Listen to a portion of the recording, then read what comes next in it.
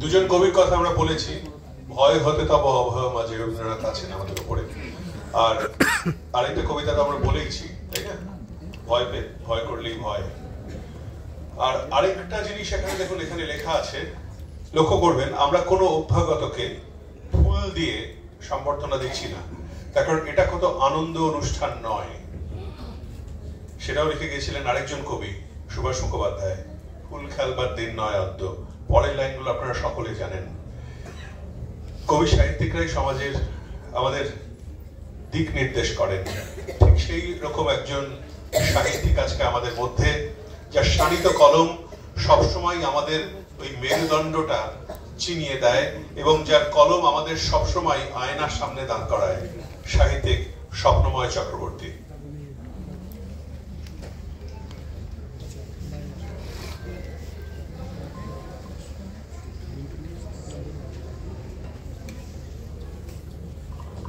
আপনাদের সবাইকে নমস্কার জানাচ্ছি।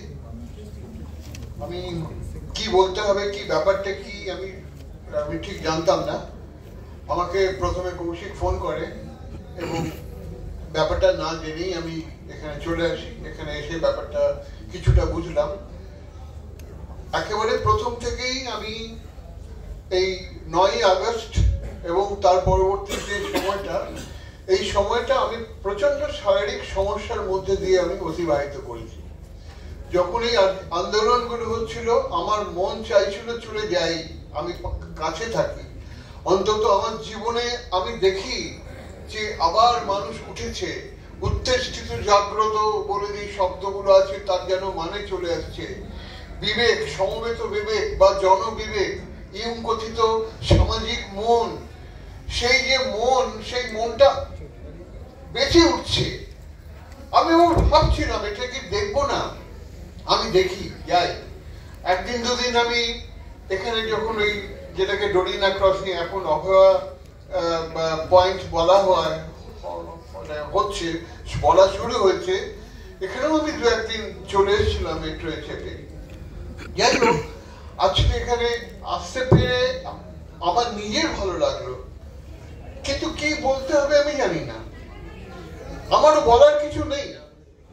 জয়ন্ত নারায়ণ যেটা বলছিল তারই রেস্টে আরো কিছু কথা বলার, কিন্তু সব আপনারা জানেন, প্রত্যেকটা ব্যাপার আপনারা জানেন। অম্বিকেশ মহাপাত্র যা যা বললেন তার আক্রান্ত আমরা পক্ষে, আমিও দু চার জায়গায় গিয়েছি ওনাদের সঙ্গে। অশোক বাবু ছিলেন, এখানে আছেন দেখছি, কিন্নর রায় ছিলেন লেখক, আমি ছিলাম, গিয়েছি, সবাই আপনারা জানেন। এবারে আপনারা এখানে কি করছেন? আমাদের তো হাত কামড়ানো ছাড়া কিছু নেই। আমি যেখানে বলছি কণ্ঠ কিছু বলবো, কিন্তু কণ্ঠ আমার রুদ্ধ আজকে, সত্যি সত্যি কিছু বলার নেই। যখন অভয়ার স্মরণে আমরা যখন সবাই উঠে দাঁড়িয়েছিলাম, আমরা যখন শোক জ্ঞাপন করছিলাম, আরো আমি সামগ্রিক বিচার প্রক্রিয়া, বিচার ব্যবস্থা, এটাও কি মৃত? আমার মনে হলো আমি মৃত বিচার ব্যবস্থার চলে যাবার জন্য শোক জ্ঞাপন করছি। শুধু একটা কতগুলো শব্দ কিভাবে মানে পাল্টে গেল, এর কোন মানে, এগুলো হাস্যাস্পদ হয়ে গেল। একটা শব্দ যেমন ওই বুদ্ধিজীবী শব্দটা হয়েছে না, এখন গালাগালি পর্যায়ে চলে গেছে বুদ্ধিজীবী। যেমন ফাজিল কথাটা খারাপ হয়ে গেছে, একসময় ফাজিল ছিল একটা উপাধি আর কি, হ্যাঁ, তো সেরকম বুদ্ধিজীবী শব্দটা যেরকম গেছে বিচার, এই শব্দটা নিয়ে এখন হাসাহাসি হয়। আরেকটা বাজে শব্দ হচ্ছে প্রমাণ। প্রমাণ কোথায়? একটা চোর, সে সবাই জানে ও হচ্ছে অমুক চোর, একেবারে সেই শীর্ষেন্দুর গল্পের মতন। সে মনে হয় যেন সেই সময় উঠে আসছে সেই 70 বছর আগেকার কোন এক পাকা চোর, শীতের চোর, এখন তো শীত কেটে চুরি হয় না। সে এসে ফ্যাক ফ্যাক ফ্যাক ফ্যাক করে হেসে হেসে বলছে, আমি যে চোর তার প্রমাণ কোথায়? যেখানে আমরা দেখছি যে জায়গাগুলোকে সম্ভাব্য জায়গা, স্পট হিসেবে, এটা প্রমাণ হিসেবে যারা দিতে পারবেন পুলিশ, এই জায়গাগুলোকে ভেঙে ফেলা হলো, চোখের সামনে ভেঙে ফেলা হলো। এই ভাঙছি আমরা, দেখবি আয় বলতে বলতে ভেঙে ফেলে দিল। তারপর বলছে প্রমাণ কোথায়? তুমি আমার পকেট কাঁচিটা তুমি তোমার পকেটে রাখলে, কেউ গিয়ে তোমার পকেট থেকে কাঁচিটা তুলে নিয়ে ফেলে দিল, খালে ফেলে দিল। তারপর পকেট মার বললো প্রমাণ নেই, আমার পকেটে কাঁচি নেই। এই ব্যাপারটা ঘটলো এবং আমরা চোখে দেখলাম, কি দেখলাম না, দাঁত কেলিয়ে দেখলাম। তো নিজেদের উপর যে ঘেন্না হয়, আমি সেই ঘেন্না, সেই শোক পালন করলাম। একই সঙ্গে জেগে ওঠে ওই কতগুলো ব্যাপার, যখন 14ই আগস্টের কথা মনে হয়, যখন তার পরবর্তীকালে সেই মানব শৃঙ্খলার কথা মনে হয়, যখন কুচবিহার থেকে শুরু করে সুন্দরবন, সন্দেশখালী, সাগরদ্বীপ পর্যন্ত এই একটা হয়, সেটা সবাই বলেছে, তখনও একটা আছে।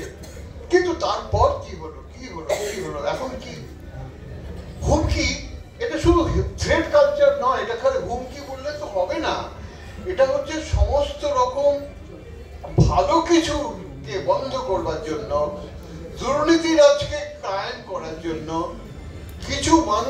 কিছু মানুষের একটা রোজগার পাতি, সেটা যেভাবেই হোক না কেন, সেটাকে নির্দিষ্ট করার জন্য একটা ব্যবস্থা তৈরি হওয়া, এবং সেই ব্যবস্থার বিরুদ্ধে যারা যাবে তাদের কি পরিণতি হতে পারে দেখো। এই যে মেয়েটাকে মারা হলো, এরকম আরো হবে। এই যে পঙ্কজ দত্তের কথা বললো, আনিস বলে ছেলেটাকে দিল, তো এরকম চলবে। এইটাই হচ্ছে হুমকি সংস্কৃতি। সংস্কৃতি কথাটা তো বলা যায় কিনা জানি না, নয় বোধহয়। সংস্কৃতি শব্দটার অন্য মানে, আর এটা হচ্ছে হুমকি। শুধু হুমকি মানে থ্রেড বললে হয় না, এটা হচ্ছে রাষ্ট্রীয় একটা চক্রান্ত, একটা ব্যবস্থা। এমন এটা রাষ্ট্র নিজে তৈরি করেছে একটা ব্যবস্থা। শুধু দেখুন, থ্রেড মানে খালি হুঙ্কার শব্দটা কোত্থেকে, হুমকি কথাটা এসছে কোত্থেকে, হুঙ্কার থেকে। হুমটা কোত্থেকে এসছে, অহম, আমি। অহম একটা সিংহ বলছে মানে হুঙ্কার দেবে, মানে আমি। পুলিশ, একটা শঙ্খ ঘোষের কবিতার কথা এক্ষুনি মনে পড়লো, এটা বলতে গিয়ে, যে 3 রাউন্ড গুলিতে 24 জন লোক মরে গেল। মানুষ এত বদমাশ হয়েছে, পুলিশ কোনো অন্যায় করতে পারে না যতক্ষণ সে আমার পুলিশ। এই মানে হচ্ছে আমি। এই যে আমি, এইটাই আমি আছি, সুতরাং আমি সব। এই বোঝরা তৈরি করতে পেরেছে শাসক, এখানে তৈরি করতে পেরেছে। আর বিচারের বাণী নীরবে নিভৃতে কাঁদে, যেটা এখন এইভাবে সত্যি হয়ে দাঁড়াবে ভাবতে পেরেছি। বিচারের প্রতীক হিসেবে আমরা দেখি চোখটা বন্ধ। এই চোখটা বন্ধ মানে হচ্ছে বিচারক দেখবেন না, বা বিচার ব্যবস্থা দেখবেন না, কে আমার আত্মীয়, কে আমার পর, এগুলো দেখবেন না। ওরা দেখবে হচ্ছে, কিন্তু আমার এখন মনে হচ্ছে ওরা কিছুই দেখবে না। এটাই যে সত্যি, যে হুঙ্কারে সেই মতি নন্দীর গল্পের কনিকে, যে আপনি কিছু দেখেননি মাস্টার মশাই। কিন্তু আমরা যে লিখতে চাই, ব্যাপারগুলোকে বলতে চাই। আমি কিছুদিন আগে যখন ডাক্তারদের নিগ্রহ হচ্ছিল, সেই সময় গণশত্রু করা হচ্ছিল, তখন আমি গণমিত্র বলে একটা উপন্যাস লিখেছিলাম। সেইখানে ওই সময় গণমিত্রের মতো চরিত্র তৈরি করা সহজ, কারণ আমাদের অগ্নিশ্বরের মতো চরিত্র আছে, ডাক্তারদের মধ্যে এরকম সেবা পরায়ণতা আছে, ডাক্তারদের মধ্যে এখন অনিষ্টি আছে। কিন্তু আমি যখন লিখতে যাই, এখন তো লিখতে পারি না নানান কারণে, নানান শারীরিক অসক্ষমতার জন্য লেখা বন্ধ হতে হয়েছে আমার। কিন্তু লেখার কি সমস্যাটা হবে জানেন? আমি পোয়েটিক জাস্টিস যাকে বলে, সেটা আমি করতে পারবো না। তার কারণ সবাই বলবে এটা তো হয় না ভাই, এটা তো হয় না। একটা যে মানে অন্যায় করেছে সে বিচার পেয়ে গেল, তুমি ওটা দেখাচ্ছ, অন্যায়ের সমাধান হয়ে গেল, তুমি এটা দেখাচ্ছ, এ তো হয় না। এটা সুরিয়ালিস্টিক ব্যাপার, সুরিয়ালিজমে হয়, রিয়েলিজমে হয় না। তা লেখা থেকে আমাদের উপায় কি? রাস্তায় চলে আসে বললেই তো হয় না, সেটা একটা তো উপায়। আমি জানি না এই উপায় আপনারা কি করবেন, তবে আমি আমার জীবনে আমি জানি না দেখে যেতে পারবো কিনা যে মানুষ জেগেছে এবং কিছু একটা পরিবর্তন হয়েছে। যেন হয়।